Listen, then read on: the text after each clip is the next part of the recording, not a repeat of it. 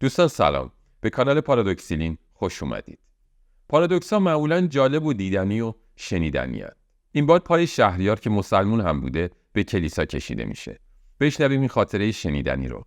اسم این ویدیو شهریار در کلیسا. شهریار و ماه کلیسا.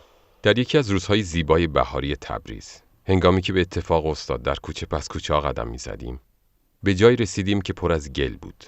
اشاره کردم استاد مواظب باشید گلی نشوید. استاد پس از عبور از آنجا لبخند ملیحی زدند و فرمودند: نیکندیش در حدود سال 1320 عصر هنگام با استاد صبا و استاد عبادی در حالی که سرخوش بودیم به بیرون زدیم. استاد صبا گفتند که در کلیسای ارامنه مراسمی برپاست و خیلی هم نزدیک است. آنجا برویم و از نزدیک شاهد مراسم باشیم. استاد عبادی گفتند که شاید ما را به آنجا راه ندهند، اما تصمیم گرفتیم که برویم. کلیسا داخل کوچه‌ای قرار داشت.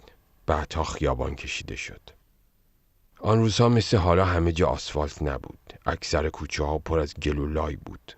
مشکل می توانستی کفشی تمیز در پای کسی ببینی. اما گل و لای کوچه جلودارمان نبود. جوانیمان گل کرد و رفتیم. دختر خانومی مسیحی که بسیار زیبا و ملوس و دلربا بود به طرف کلیسا می رفت. چکمی برقی که آن روزها مد شده بود به پا داشت و با ژست مخصوصی راه می رفت. بی اختیار به دنبالش روان شدیم. زمانی که هر سه از ما در زیبایی آن دختر ترسا چیزی می گفتیم، استاد عبادی گفتند که شهریار چرا خاموشی؟ جای شعر اینجاست. استاد صبا هم نظر ایشان را تایید کردند.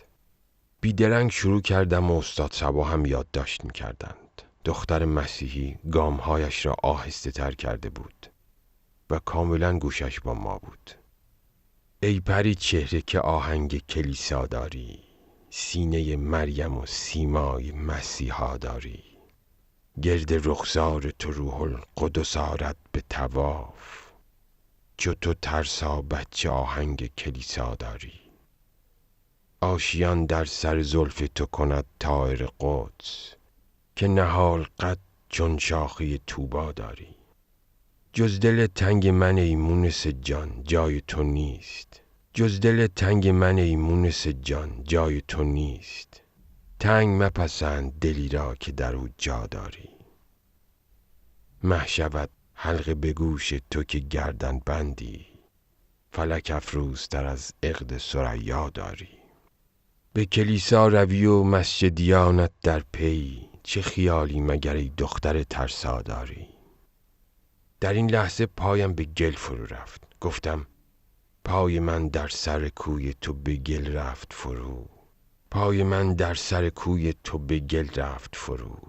گر دلت سنگ نباشد گل گیرا داری. آتشین صاعقه‌ام بر سر سودایی زد، دخترین چکمه برقی که تو در پا داری.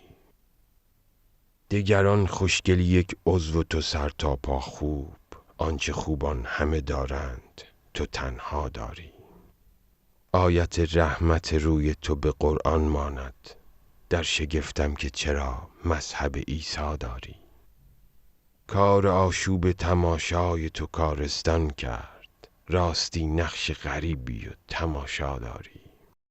کشتی خواب به دریاچه اشکم گم شد، تو به چشمم که نشینی دل دریا داری. شهریارا ز سر کوی سهی بالایان، این چه راهیست که با عالم بالا داری. وقتی به خود آمدیم دیدیم که چند نفر از بزرگان ارامنه از در کلیسا خارج شدند و ما را با احترام تمام به داخل کلیسا راهنمایی کردند. وارد شدیم. عده‌ای ما را شناختند و با احترام هرچه تمامتر خواستند که ما در مراسمشان شرکت کنیم. دختر مسیحی همه چیز را به حاضران شرح داد. به دستور منسوبان دختر پذیرایی خوبی از ما به عمل آمد. از من خواستند که شعر را بخوانم. با اینکه خجالت می‌کشیدم اما اصرار حاضران مرا وادار کرد که شعر را از استاد صبا بگیرم و بخوانم. استاد صبا ویولون یکی از نوازندگان حاضر و همچنین استاد عبادی تار یکی از آنان را گرفت و مرا همراهی کردند.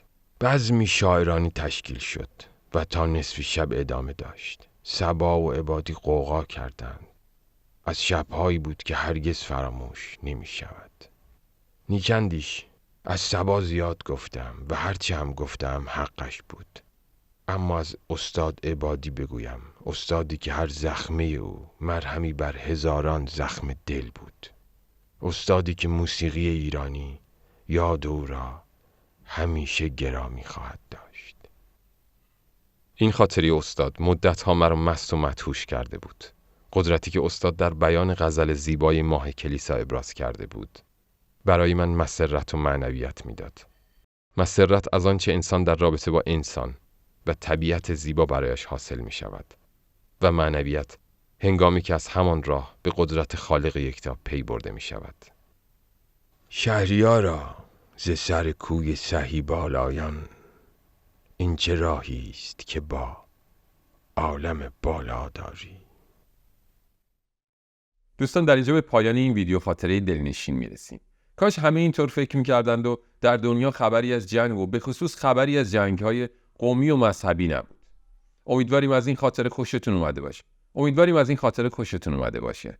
تا یک ویدیو و یک خاطره دیگه شما رو به خدای بزرگ میسپاریم. وقتتون بخیر و با امید دیدار.